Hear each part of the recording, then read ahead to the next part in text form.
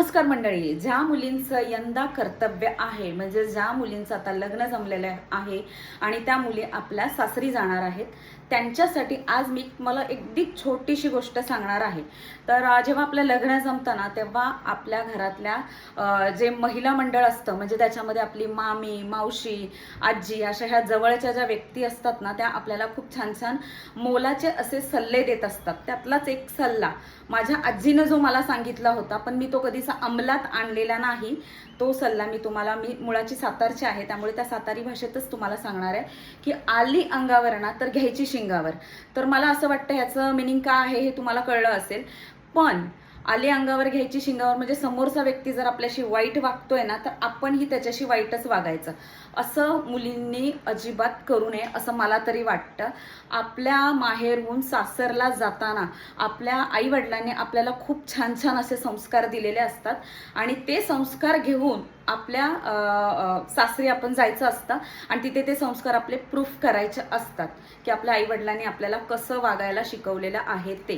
त्यामुळे मनात आपल्या सासूबद्दल किंवा नंदेबद्दल त्यांच्याबद्दल आपल्याला काहीच माहीत न असताना अशी मतं शक्यतो बनवू नका आणि वाईट विचार घेऊन सासरी अजिबातच जाऊ नका. आपल्या माहेरी जसं आपला भाऊ असतो, बहीण असते, तसेच आपल्या सासरी आपला दीर असतो, ननंद असते. त्यांच्याशी आपण जसं माहेरी वागतो ना, तसंच त्यांच्याबरोबर तिकडे जाऊन आपल्याला वागायचं असतं. तर आपली वागणूक चांगली ठेवा आणि आपले संस्कार त्यांना दाखवा असं मला तरी वाटतं. आणि कुठल्याही मुलीने असं मी जे सल्ला दिला तो अजिबात तुम्ही म्हणजे डोक्यात ठेवू नका.